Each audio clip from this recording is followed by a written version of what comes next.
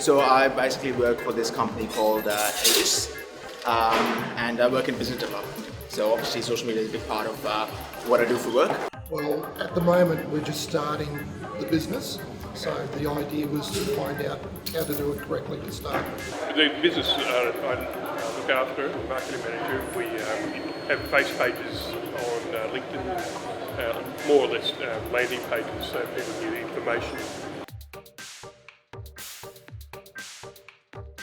Facebook, Is LinkedIn. Yeah, so we both use Facebook. We also Facebook and Twitter as well, but more as landing pages for information. With on Facebook or LinkedIn that you get alerts or like updates or news little flashes, but what type of thing is appropriate? A broader awareness of how to use these tools moving forward in a practical sense for a business. The correct way to use it, because a lot of people just jump in and not know what they're doing. So the first impression is the best, so we don't want to muck it up. I would want to basically know, how to find a balance between, managing social media, because social media you can go overboard with it, and sometimes it gets to a point where it's annoying.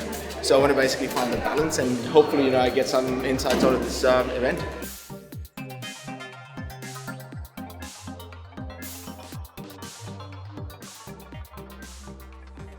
All right, we may as well get started.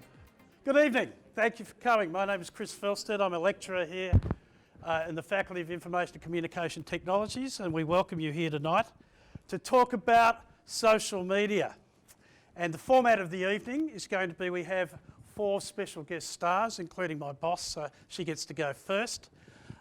We're talking about social media in terms of we're getting a few different views of it. And what we try and do at the university is try and make academia relevant. One of our big focuses here at Swinburne and in this particular faculty is to ensure that people get a look at the real world, and a lot of us have practitioner backgrounds.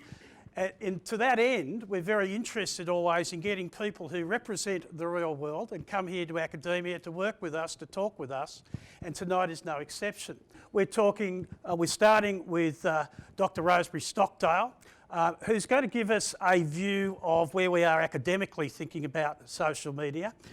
We're then going to talk to Sahil about strategy, and then talking to Lexi about how they're approaching social media at GE, and also Summer, who will be talking about how we approach the use of social media here in Swinburne. And we'll be talking a little more, I'll give you a little bit more background as I introduce them. The format for tonight will be essentially, these 4 will give you their perspective, as I've just stated, and what I will do then is I will pepper them with unprepared questions to bring maybe some points out. And then at the end, I'm going to sit them all up here so you can all have a go at, question them about their content. Okay, so introducing Dr. Rosemary Stockdale. Would you like to step up? Rosemary is the Head of Information Systems here in the Faculty of Information Communication Technologies. Rosemary has a PhD in Information Systems and has worked in, I couldn't keep up, Austria, Australia, France just recently, and is particularly interested in online communities and has done a lot of published work in online communities. And I will hand over and get you started. Do you want to use this? There you are. Well, okay. Please let me welcome Dr. Rosemary Stockdale.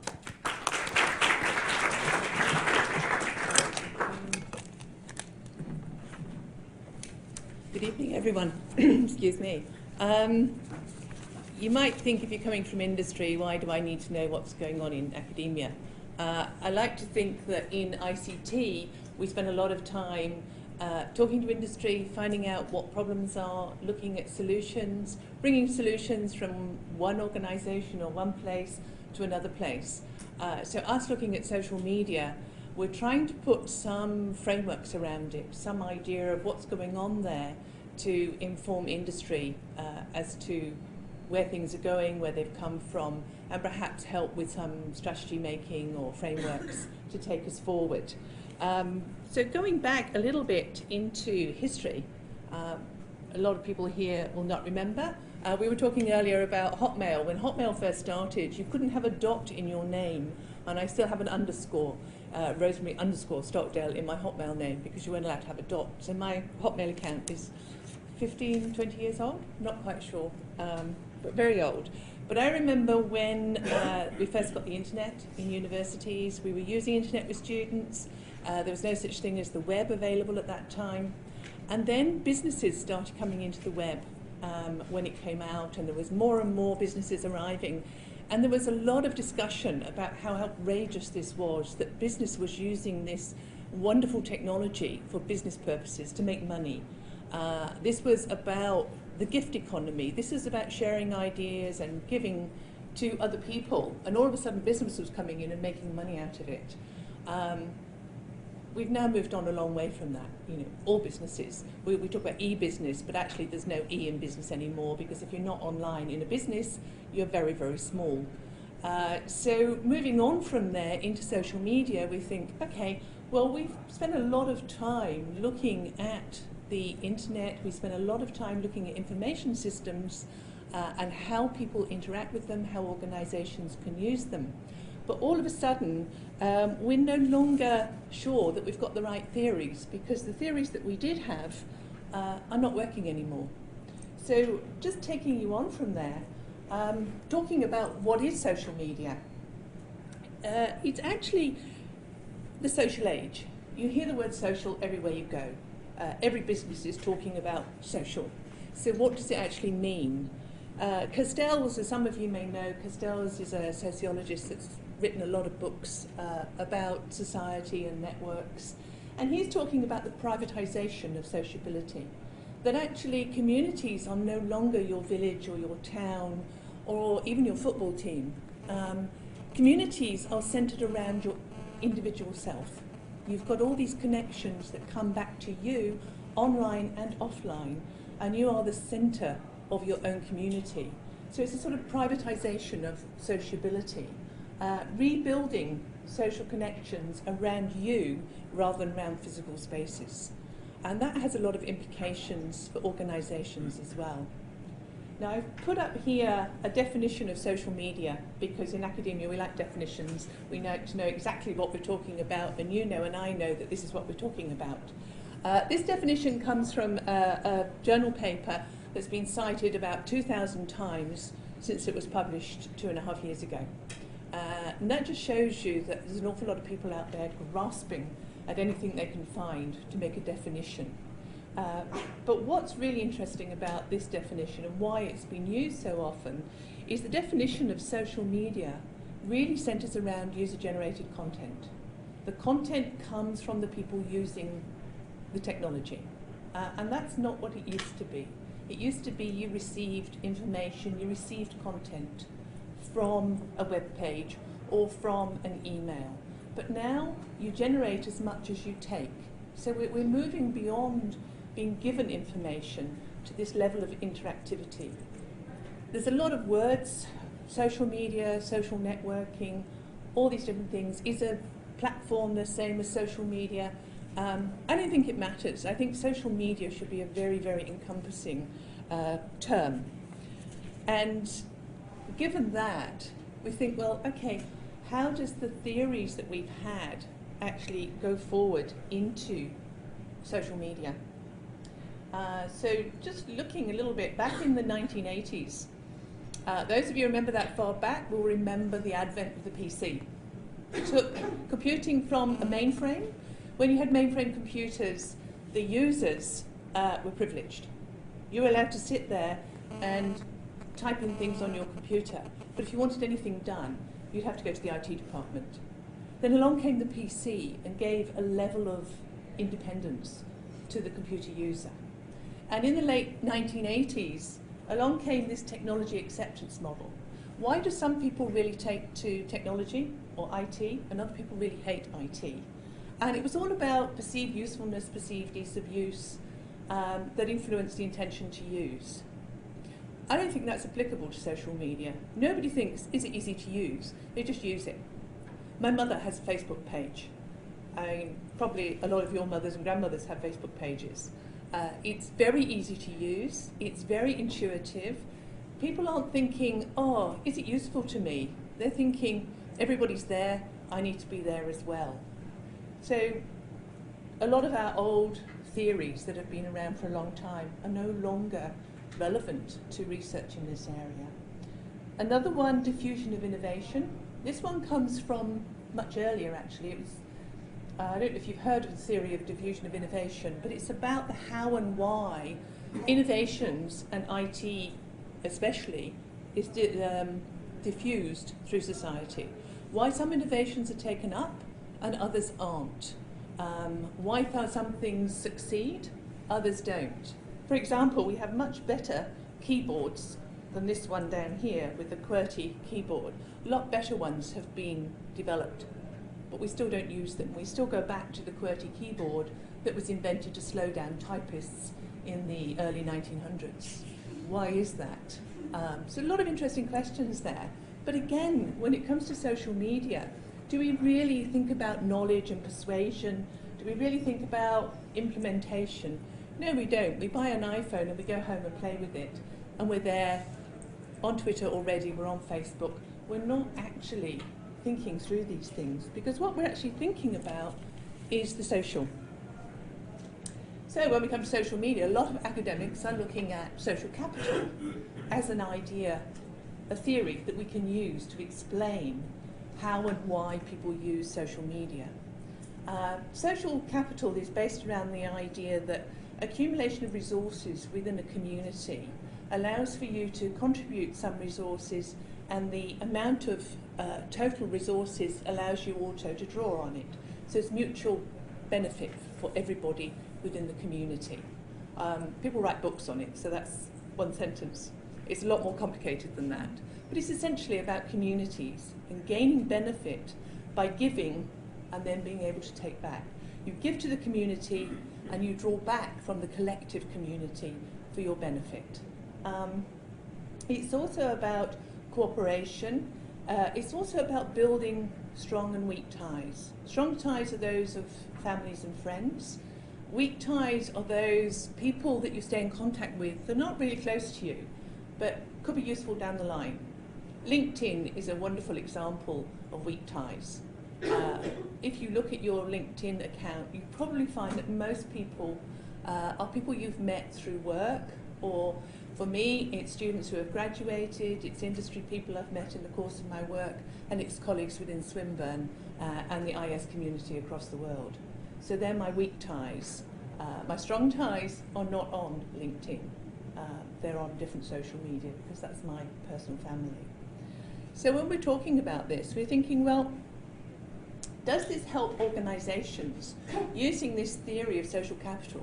Does it help you as people in the workplace think about how best to use social media?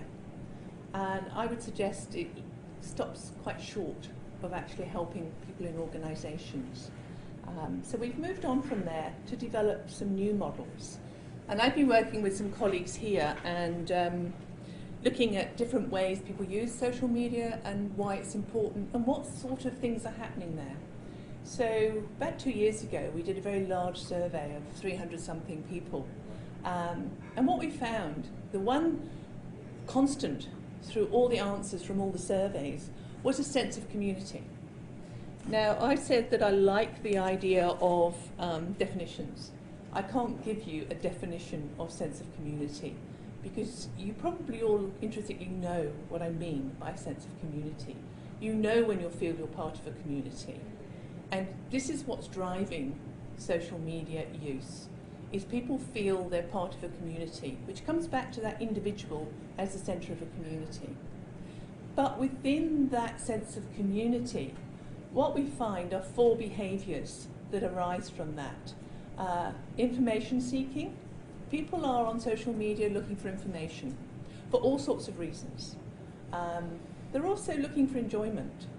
There's also what we would say is a hedonic aspect to their use of social media. If people are not enjoying social media, they actually fall away and stop using it. And then again, there's the weak ties and the strong ties. And the weak ties are actually quite visible in a lot of social media interactions. So when you think, well, Facebook is where I keep my strong ties, but then you look at Facebook and you've got 300 friends. Nobody has 300 close friends. When you start looking at those friends, a lot of them are weak ties. I was talking to my son the other day, who's the Facebook generation, and he's got 1,000 people on his Facebook. I said, come on, you haven't got that many friends. Who's this one? And, oh, I met her on a train when I was backpacking across Europe. Okay, so she's a friend. Well, not really. Maybe I should get rid of her off my Facebook. But that's rude. So this is a whole area where weak ties and strong ties are intermingling in Facebook. But the interesting thing I've found is that he is now saying to me, I'm a bit tired of Facebook. And there was something in the paper recently about, is Facebook doomed in the next 5 years? Not a question I can answer, but actually if you look at the model that we've got there and think about, maybe in 5 years' time, Facebook would have morphed into something else. We don't know. So as far as academia is concerned, we can't really help you in your organisations there. All I can say is, don't be certain it's going to be around. There'll be other things. It'll be different, it will have changed, or it will have died. I'm not really sure.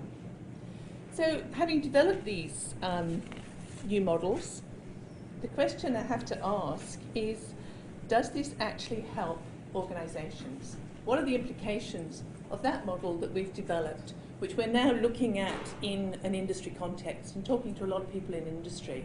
What are the implications for you as employers or employees, not as individuals, but as working people? How do you develop a sense of community? A sense of community, a community cannot be created. You cannot create a community. You can only provide the conditions for it to flourish. People will build a village and say, we're going to build a community village. The community will or will not happen. You can't create it. You can only provide that environment for it to flourish in. How do you provide for information-seeking behaviour? What information do you provide? But also, what about the content? Who's producing that content? Remember, user-generated content is a feature of social media. How do you make participation enjoyable? How do you make people want to come back again? Who do you let into your community? Who do you keep out of your community? And how do you develop those strong and weak ties? And do you actually monitor them, moderate them? Do you allow them to flourish? Control is a real issue for people in social media. How much control is acceptable? If you're too controlling, people will lose their enjoyment, they'll go away. If you're not controlling enough, you could have some very inappropriate content appearing in your social media sites. So all these questions I can't answer for you, but we're working on it. And so really it's asking, what are the risks and benefits of social media? And kind of asking the rest of the panel to answer those questions that I'm afraid I can't answer for you. How's that for a challenge? Yeah. Sorry, folks. I'd be glad to take questions afterwards, or talk to anybody afterwards if you'd like to do that. Thank you. Thank you, Rachel. Well, it seems to me that the academics have thrown it to the people from real life. And the questions are there. I hope you noted them down and can now proceed to answer them. I think for me, the takeaway then, and something that I think we've all experienced, that Roseby just made a major point of, is this intermingling. And how do we separate them? In fact, do we need to separate them? I would argue in some situations, absolutely. But I will leave that to some of our guests to handle the question. Next up, we're going to be talking from a strategic perspective, and I'd like to introduce you, please skip it, to Sahil Merchant. Sahil is the CEO of Red Strategy, It formed at the start of this year as a merger between his own consulting business and Ogilvy, the global brand Ogilvy. Red is part of the Ogilvy and STW family of companies. He's an alumni of McKinsey, and he ran and set up a niche retailing magazine called Mag Nation, and was secretary to the World Business Council in Geneva. He consults to major organisations about social media. So we're very lucky to have him with us tonight, and I'd ask you to welcome him. Thank you.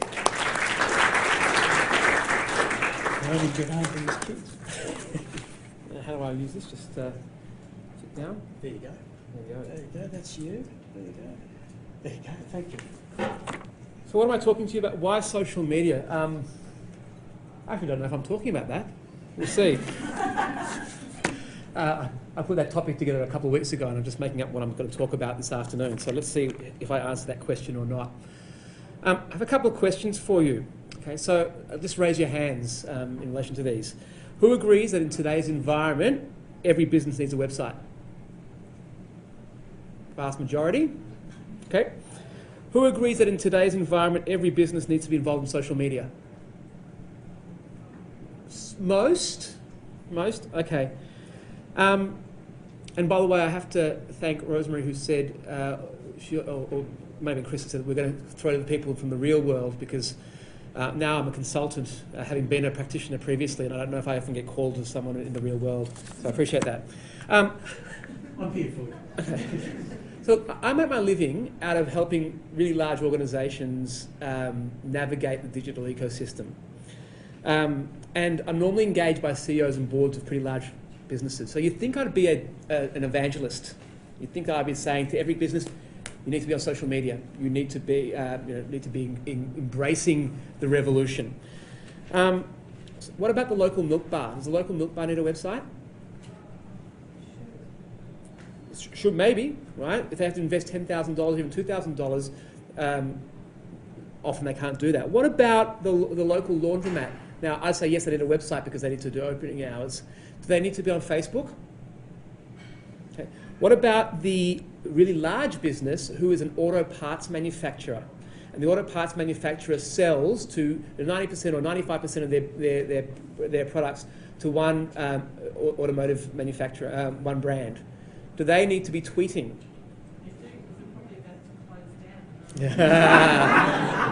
Very good. Okay. So what I'm going to do is I'm going to talk to you about what I'm seeing with really large organisations, right? And a lot of these are consumer goods brands. A lot of them are financial services brands. Some of them are B2B companies as well. And then I'm also going to tell you some war stories, because I built my business when I founded and started Mag Nation.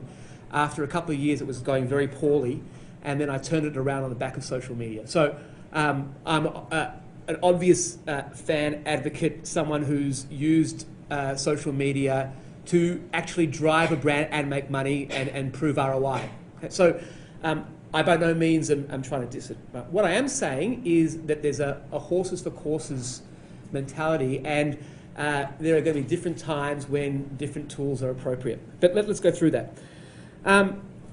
So, as I said, I spend a lot of my time advising large organisations around the digital ecosystem.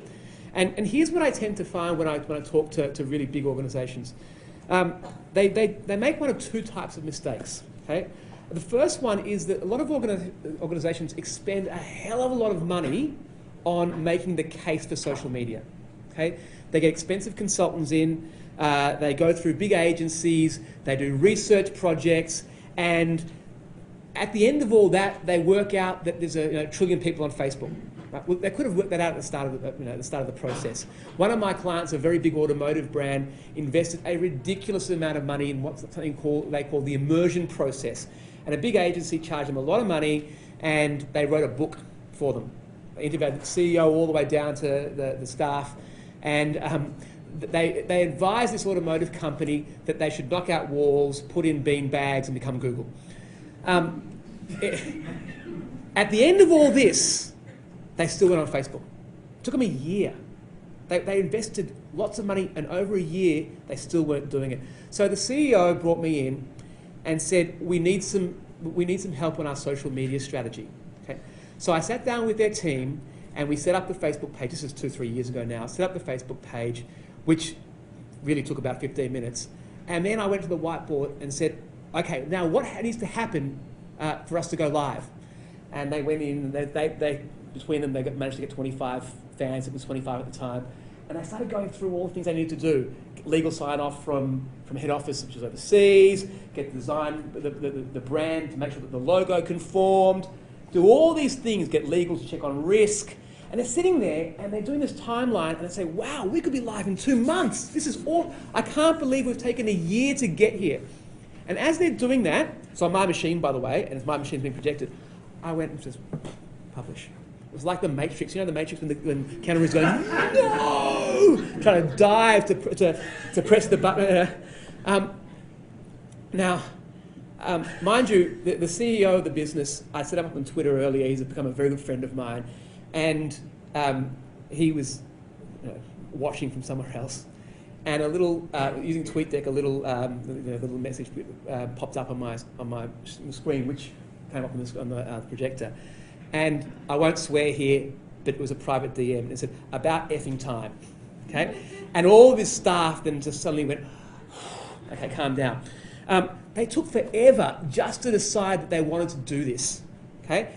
But here's what a lot of brands do. They take forever to decide they want to go ahead and do it. They're very conservative, therefore, in relation to their ambition or their vision. But then they want to make it happen yesterday, right? And they don't invest the time, the people to do it well. Very ambitious when it comes to very conservative when it comes to the vision, right? And yet very entrepreneurial, let's say, when it comes to the execution. Fly by the seat of our pants, just to make it happen. Where was that when they should have been on in the first place? So that's one profile I see. The second profile of business is a little bit the opposite. So they often have really good social media practitioners, know their stuff, know how to generate fantastic content, know how to engage people, know the do's and don'ts of community management, really understand how to run a competition, let's say, really understand what channel is right for what particular purpose. Okay? Great practitioners. And what happens at the organisational level is you've got all this great activity churning along, engaging people, building fans and whatever, and yet the organisation loses its faith because it's not making any money. Right? And often there's a real jump in and do it well from a perspective of the operational, but no strategic understanding of why they should do it in the first place. So here's my one slide. I had to have one slide because otherwise I look silly. Okay, and it's a consulting-based slide because I don't do pretty stuff very well. So there's, I'll just put it up on the board. Whoops. So in terms of the vision and ambition, there's two ways you can look at this. The corporate rigorous approach and there's the entrepreneurial startup approach. And what tends to happen is that organisations often get the mix wrong. They're very corporate, they're very conservative when it comes to the vision and ambition, and then they're fly-by-nighters, just get it happening yesterday. Don't invest in planning, don't invest in the executional prowess when it comes to actually doing this. As opposed to being much more ambitious when it comes to the vision, understanding what it's going to get us, and then being much more rigorous when it comes to execution. So I'm just looking at my phone so I don't waffle on for too long. Okay. So the analogy I use is that of a toolkit. You've probably heard something similar before, right? And social media is just one tool in the customer engagement toolkit. So you've got to use it at the right time and for the right purpose. So let's imagine that social media is like a spanner, okay? Don't use a spanner to knock in a nail. And often I'm telling my clients, why are you investing in social media? Because at the end of the day, an organisation has a finite amount of resource. And maybe, for a particular organisation, just maybe, their customer data is more of an issue. And maybe, just maybe, they should actually first investing in customer data and then going to social media. Maybe they should be looking at their e-commerce strategy. It's very hard for organisations in the reality of having a finite resource base. It's nice in theory to say, do social media, do e-commerce, engage in a whole bunch of different channels and do it all well. But the reality is that organisations have finite resources. I spend now much more of my time actually advising organisations about their org let's say, organizational issues, right? Culture, ambition, structure, priority. And the funny thing about strategy, and the word strategy, is that it's not just a roadmap of what to do, it's also a roadmap of what not to do, right? Or a set of priorities, what to do first and what to do second. And very often people get caught up in the hype and say, we've got to be in social media. And my question is, why? I'm not suggesting you shouldn't. All I'm saying is understand the why. Because without that understanding of why, you have false expectations, you get disappointed. So we all know, we should know now if we've been in the industry, that social media doesn't translate really well to immediate sales. So in the retail space, for example, a lot of brands go into social media and expect to see an attribution that goes social media, Facebook, e-commerce, sale. It doesn't work quite that way, and a lot of brands are disappointed. But should they be disappointed? Right? What was the ambition of going into social media in the first place? If that was the ambition, then the strategy around it was wrong. Okay? Let me give you two statistics from companies that I know, and I can talk about these because they're in the public domain. Okay? So we know that social media doesn't translate straight away into sales if the attributions are a little more tenuous. Officeworks. Officeworks customers who are engaged with the brand via social media convert to a sale at a rate of more than 60% higher than customers who are not engaged via social media. 60%. Now that doesn't mean they go from Facebook, Officeworks Facebook to a sale. If you were trying to measure attribution, it wouldn't work. But when you look at the data, 60% is a big number. Okay? I'll give you another one, Bank of Melbourne. Bank of Melbourne customers who are engaged via the brand, via social media, do 40% more business within the bank than those who are not engaged. Okay? So social media, in this case, may not be the hammer, but it might be the spanner. Right? You've got to know the right time to use it, what it's being used for, and therefore you give it the context of judgment around whether it's succeeding for you or not, based on a genuine understanding of why you're doing it in the first place. I'll give you a couple of, I've got 4 minutes left, Chris. I'll give you a couple of stories around when I used social media at Magnation. Now, Magnation was a small startup business which wasn't doing very well, but just a couple of little anecdotes. Magnation is a chain of magazine stores. Most of you probably don't know it. It has a cult-like following amongst a certain demographic. One of the magazines that came out back in 2009, we used to stock 4,000 magazines, was a magazine called Sung Blur. Sung Blur is a tattoo magazine, and it sells for about $80. Okay? Now, there was a conversation going on Twitter, and I used to run the Twitter account for the business, but I used to clean the toilets as well. There was a conversation with a particular customer who was a tattoo fanatic who hadn't heard of the magazine. And so I was conversing with him. He said he was going to go into the Greville Street store that afternoon and look at a copy. Now, the store manager at Greville Street happened to be watching the Twitter feed and realised there was only one magazine in stock. So what he did is he went and took it off the shelf and put it behind the counter. Now, this particular customer had a pretty distinctive avatar. He walks into the store 3 hours later, and tattoo magazines are hard to place. Where do you put them? You put them in art? Not really. Do you put them in men's interests, which is they're typically, and that's completely sexist and gets into a lot of trouble, trust me, right? Where do you put tattoo magazines? So he's walking around the store looking for this tattoo magazine. It's not on shelf. So Michael, the store manager, goes, recognises him, taps him on the shoulder, and just hands him the magazine without a word. Okay? The guy freaks out completely, says this is the best customer service I've ever seen, buys the magazine, tells all his friends, and we get 10 orders that afternoon for that magazine, which we had no stock of, right? But advanced orders. Now, that was only, therefore, $800. In the worlds of the brands I deal with, $800 is pocket change, of course. It doesn't matter, right? It's indicative of how, and it's a story I can tell in terms of how a tweet led to an ROI through a sale. I'll give you another quick anecdote. I was looking to expand into Sydney. I was looking for 2 years. Now, I didn't know Sydney so well back then, and therefore I wasn't sure where I should be placing my new store. And so I tweeted, where should I place my new store? I had, by the way, leasing consultants out there looking and trying to find stores. The thing with retail in strip locations in central cities, Melbourne, Sydney, is that a lot of the sites don't even get to really be on the market for a very long time. A board goes up or it doesn't even go up and suddenly they're just snapped up. So I asked the question, where should I put my new store? And all these fans who've been out of Melbourne from Sydney, other places around, and in Brisbane even, were saying, you should go to Bondi. No, you should be in Newtown. No, you should be in the CBD. So that's in the world of my private equity investors at the time. That's market research. So I could use their language to make them understand that that's something I have to pay for normally. Then what that morphed into, this is 2008, people then started tweeting photos of for lease signs. Yeah, this is the store you should get. I've been looking for a store for 2 years with leasing consultants. I'm going to have to pay them 40, 50 grand at the end of it all if I sign a lease. I found my store finally via someone on Twitter saying, this store could be great for you. And I looked at there was the agent number, I rang them up and they had my store. Okay, so that's market research in traditional corporate language, or alternatively, opportunity cost in terms of strategic value of not being able to sit here for another year.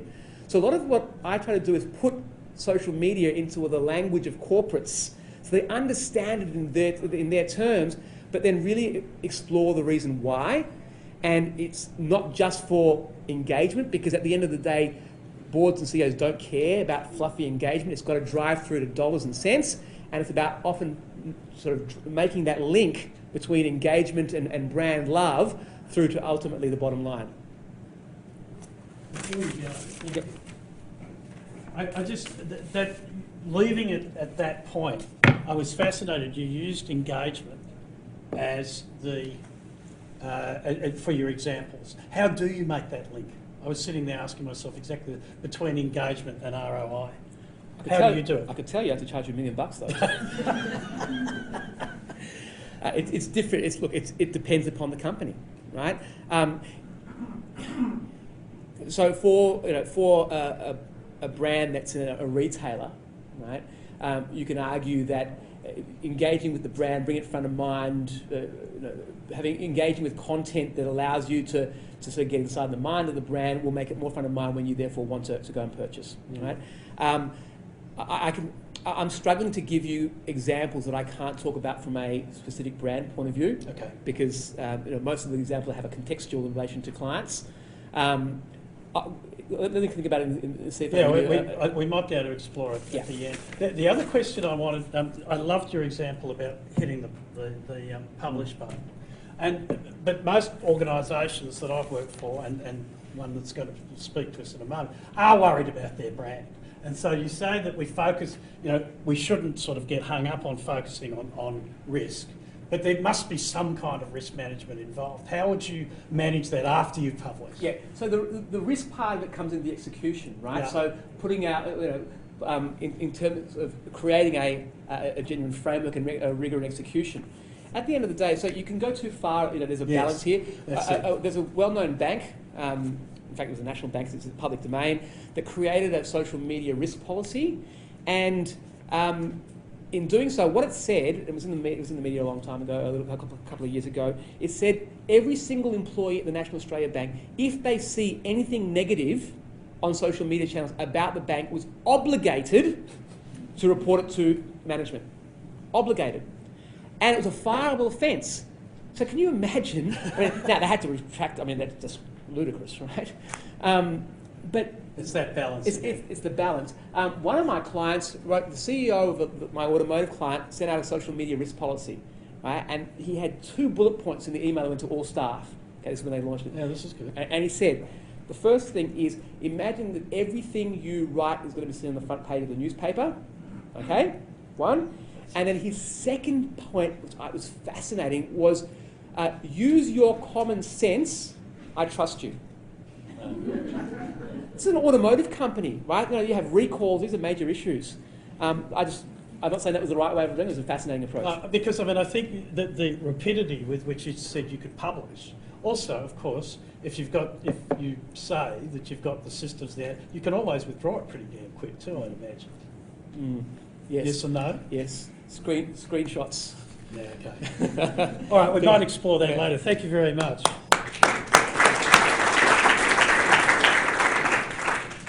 So we've moved from asking some questions about the nature of social media. We've actually been given some clues about how it might operate in a business environment. And we're actually going to talk now to Lexi Denby. I've been told I'm allowed to call her Lexi, who is here from, thank you, who's the Digital Marketing Director for GE Capital, the financial services arms of GE, and she leads the marketing function for the GE Capital digital business. Her team's focused on content strategies, search, social, and leveraging digital marketing to create lead generation platforms.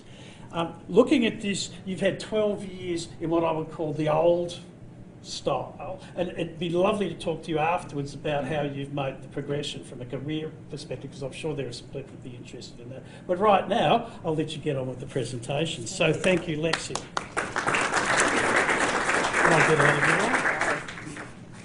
I'm sitting there wondering what category my organisation sits within, and also thinking about my old Hotmail account, which is mortifying. So, sexy_Lexi26. Anyway. Oh, wow. A little bit of insight into when I was 17 or 16. So I'm taking a little bit of a different bent. I thought I'd talk to you about our journey within social at GE Capital, or GE, and kind of take a bit of a step back and look more holistically about how we kind of attacked digital. And then talk a little bit about how we're attacking social. So my remit is very much social marketing. Social servicing sits within another part of the organisation. And it's all about how do we grow the business through social marketing activity. So yeah, I suppose we started our journey probably about 2 years ago, when I was appointed into a role to pull together a business-wide digital strategy. So within GE Capital, as you know, we look after the consumer side of the business, and we've also got a B2B side of the business, and we house about 15 brands under GE Capital, or GE Money. So pulling together a digital strategy that was overarching across all of those 15 brands had never been done before. And I kind of thought, oh, this is going to be easy, awesome, sweet. And it was actually one of the most difficult things I've ever done. The approach to digital was so disintegrated and really quite horrible across the organisation.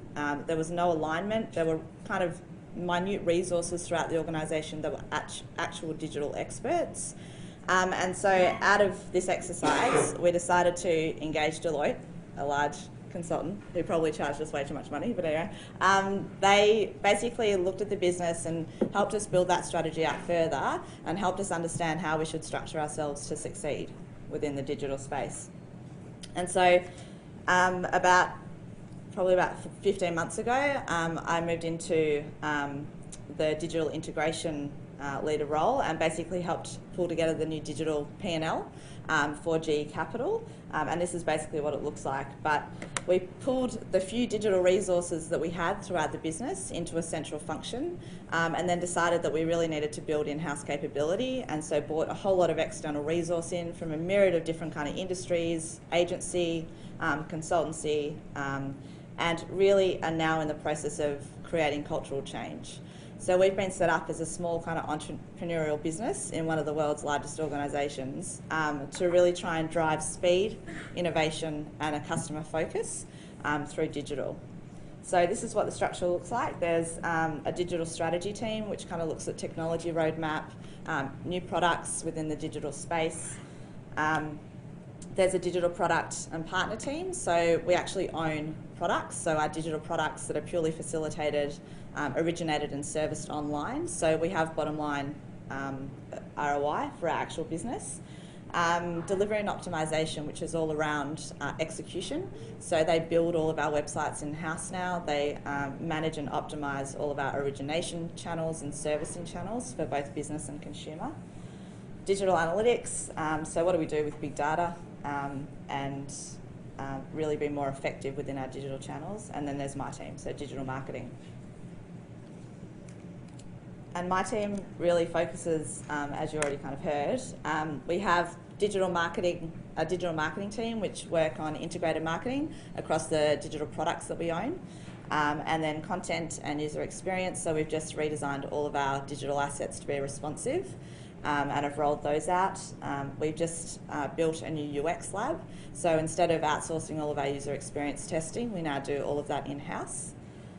Social marketing, so and then SEO and SEM. So in terms of social, I thought I'd just share kind of our one-pager digital marketing strategy, social for us is really allowing our customers or prospects to fulfill that need of self-expression. So everyone now, whether you're a CFO or a CEO, or whether you're wanting to buy a pair of shoes or a credit card, it's all around that ability to self-express and to share your opinion. So everything that we do really tries to talk to that one need of our consumers, whether it's in the B2B or the consumer space. So for us, social marketing is really quite embryonic. Before we had the restructure, we had one person that looked after social, and they sat within the operations servicing area, and were really around setting up policy and kind of ad hoc responding to queries that we might have got on Facebook. And so my team is really around how do we drive bottom line growth? How do we grow the business through social platforms and social marketing strategies? And so the way that we started that journey is all around collecting insights. I kind of talk to people, everyone's like, oh, we're scared to get into social, people, it completely go viral if you put something on. But if you think about barbecues, and when I used to work at Telstra many, many years ago, the CEO used to always say, make sure you talk about Telstra at your barbecues and spread the word. People have been talking about brands and their experiences with brands face-to-face for years. Social is just another form of doing that, but the beauty of it is that we can actually hear what they're saying. So for us, it's all around listening at the moment and building strategic kind of insights to be able to then feed that back into marketing strategies. And so the social analyst within our team, he's basically setting up these insight frameworks and really helping the business make better decisions around marketing to really help grow the business. So I thought I'd just show you some of the things that we're measuring. Obviously, social mentions, share of voice. We're really starting to set a benchmark for when we do go into social. I don't know that you said this is not possible, but we're trying anyway. But how do we understand potentially the correlation between conversations in a social forum and growth and card applications or personal loan applications? And so we're not doing a whole lot in terms of social marketing at the moment, but we're starting to set the benchmarks. So with us doing nothing, what's the correlation? And when we start to grow those conversations that were happening, or that we're wanting to put out there, what happens from a card applications perspective? We're starting to track influences of our brands, and in doing that, when we start to build social marketing activity and strategies, how do we engage them and how do we use them as advocates for our brand, basically for free? And then insights. So how do we build insights frameworks? And I suppose one of the key things that we're doing at the moment, we manage a brand called 28 Degrees. I don't know if anyone has a 28 Degrees credit card. Yep, good on you. So we have a real challenge with 28 Degrees in the fact that people use the card exactly how we tell them to use it, and we don't really make a lot of money. So very much it's a travel card, so when you go overseas, it's no international transaction fees, no annual fee. So it's amazing for travel, but everyone that uses the card uses it when they go overseas once, then they put it into their drawer in their desk and they never use it again.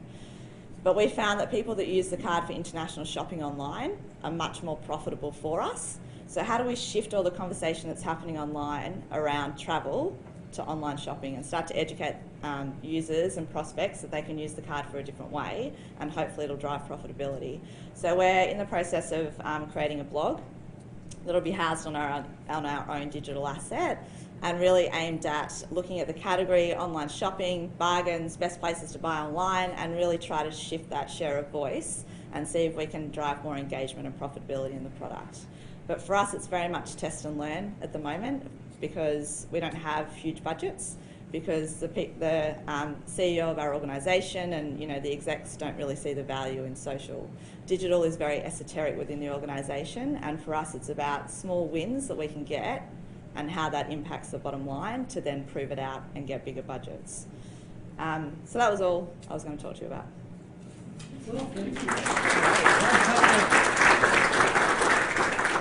One thing that fascinated me then after Sahil in particular was that you've gone and you've got your own user interface lab. Why did you make that decision?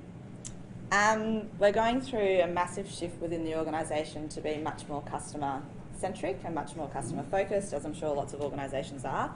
But I'm sure you can attest to this at GE. we don't really do a lot of things that are customer focused at all. It's all bottom line and ROI. And so one of our remits in the digital business is to try and shift that behaviour.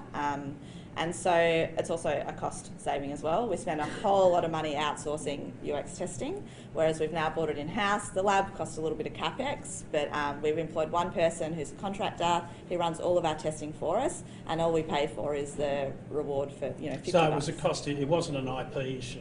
No. Okay, because you could have used the university's lab. We'll do a deal later. You can use our lab now. Well, there you go. We could potentially. So that was a very, very interesting progression into. I also was interested the way you talked about digital and social separately, and we may explore that a little later. But we'll move on now to Summer Goodwin, who's going to talk to us about social media in the university. Which is, for a lecturer, is fairly scary, social media in the university. Firstly, it's nice because, to me, talking in a lecture room, and I've used this theatre before, it's interesting to see everybody's faces, because normally when you have students, they're buried in social media with laptops, and all you see is the laptops. It may be a reflection of my teaching, I don't know.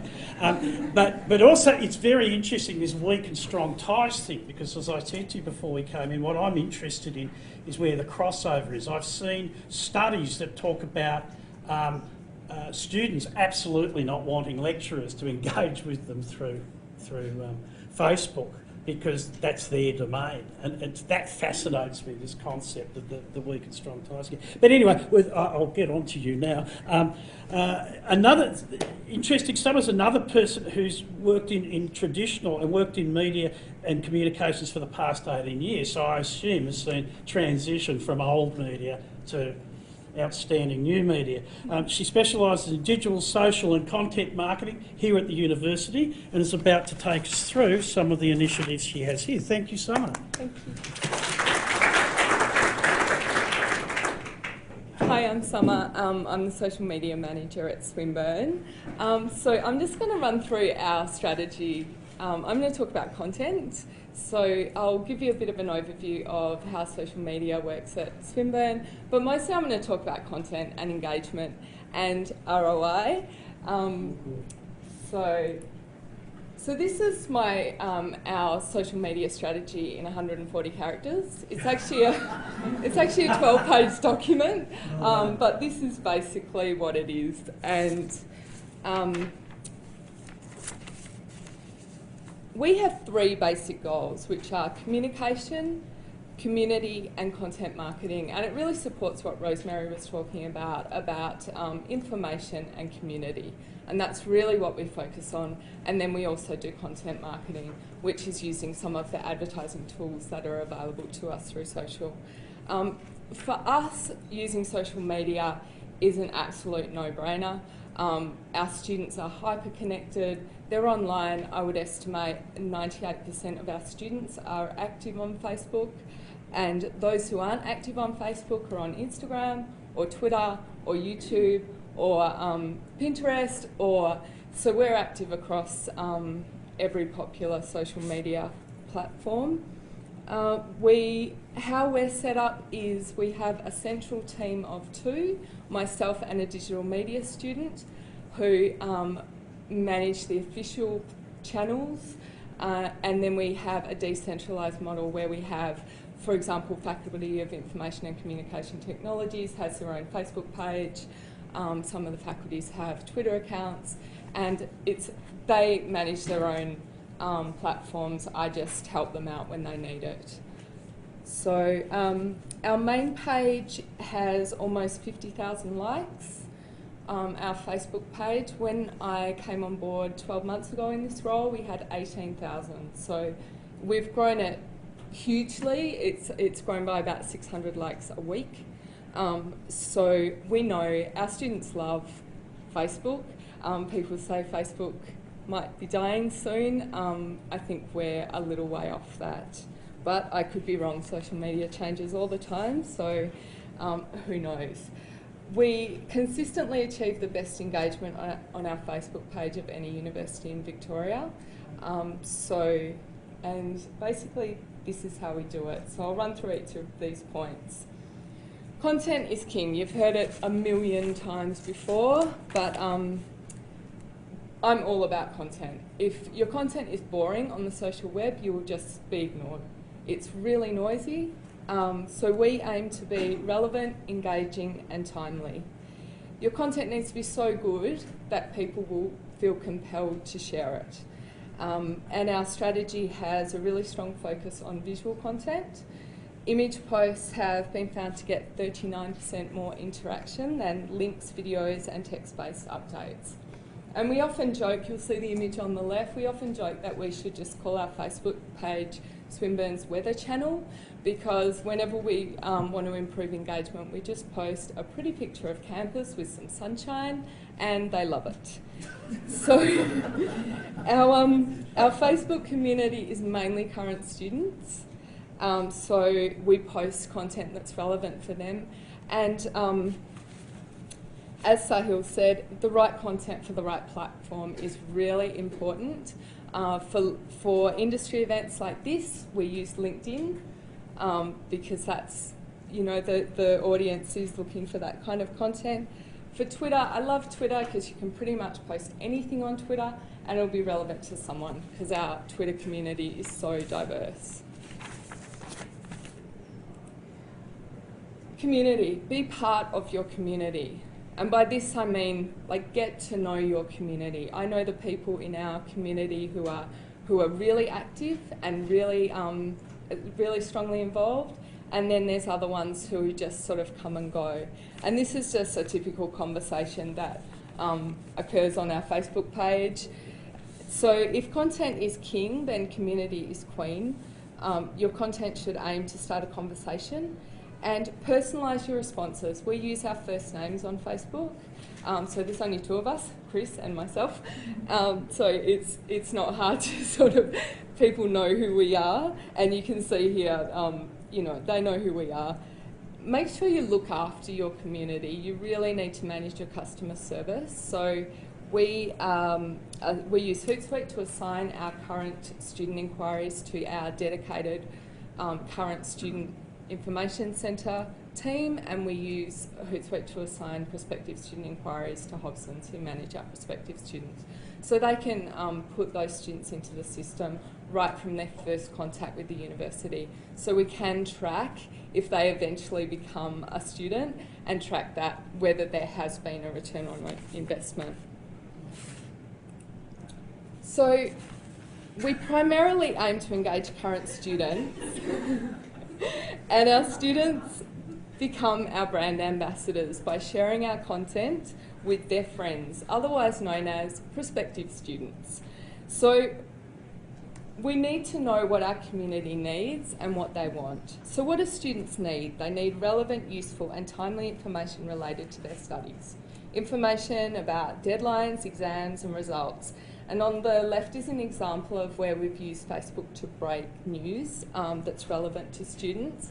And just in relation to that post on the left, we actually gated this post to page likes in Victoria only, because it's obviously not something that we really want to share with our international prospective students. And we also use an emoticon because they've been found to increase engagement. They've been found to increase comments by 33%, shares by 33% and likes by 57%. So just adding a smiley face, a lot of people hate them, who work in social media, it's like, oh God. But people really respond well to emoticons, and I think it's that humanising of the brand and that personal touch that people respond well to. But what do our students want? They want to be entertained. They want fun stuff they can share with their friends. They want something to make them laugh. So one of the things that we like to do is take something that's gone viral on the internet and make it local, give it a Swinburne flavour. So that's what we did with Sweet Brown. So we put her at Glenferrie Station.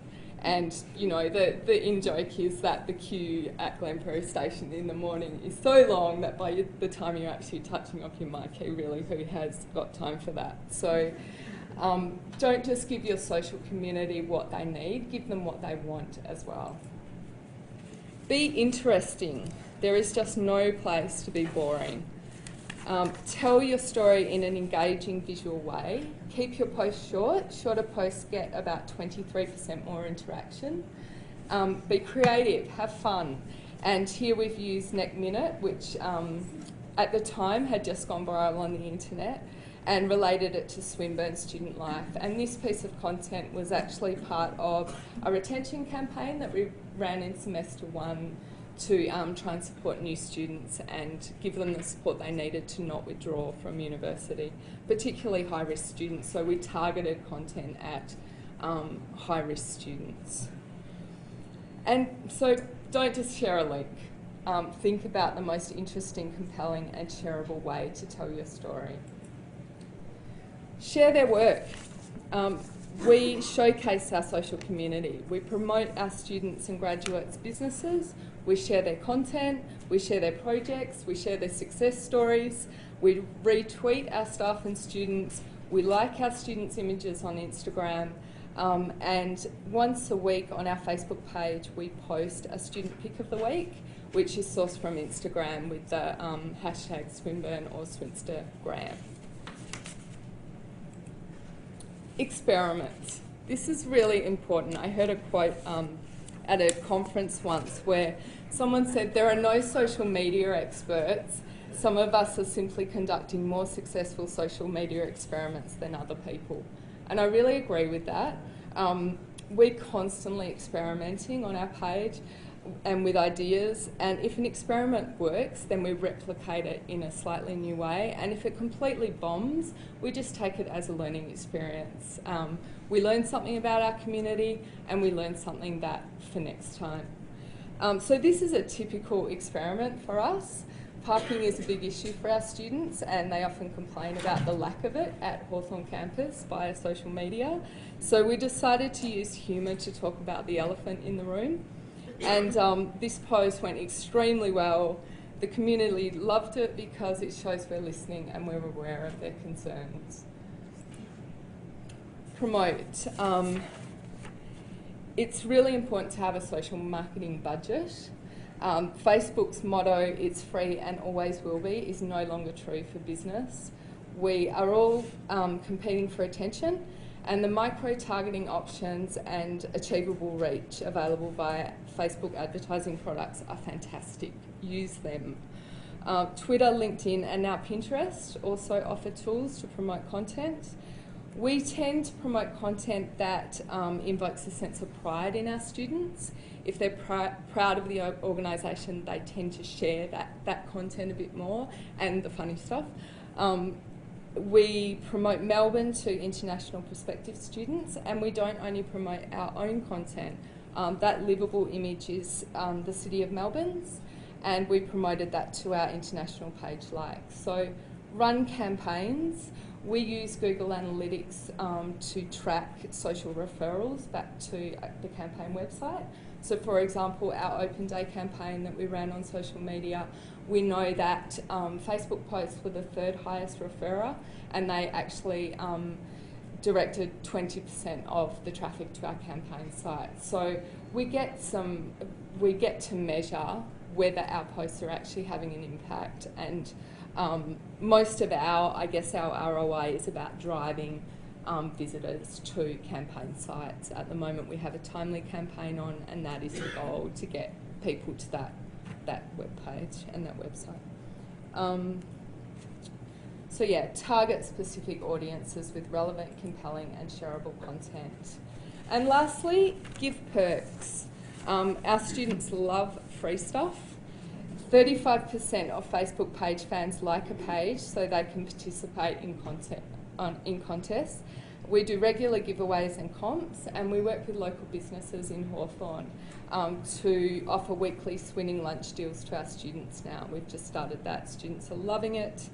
And you may be aware that Facebook recently changed its page promotion rules, so you don't have to use an external app or a site to run a competition now. You can use likes and comments as a mode of entry, so it's really easy now to just post a photo of something on Facebook and say, you know, funniest caption, and you win a free ticket to whatever. So make your social community feel special by giving them perks. And that's it. And thanks.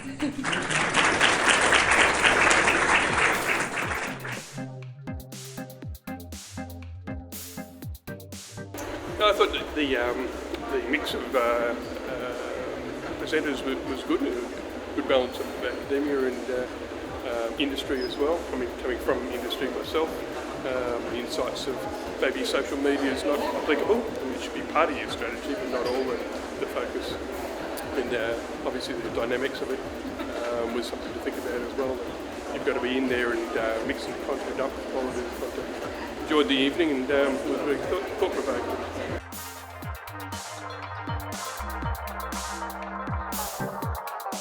This has been a Swinburne production.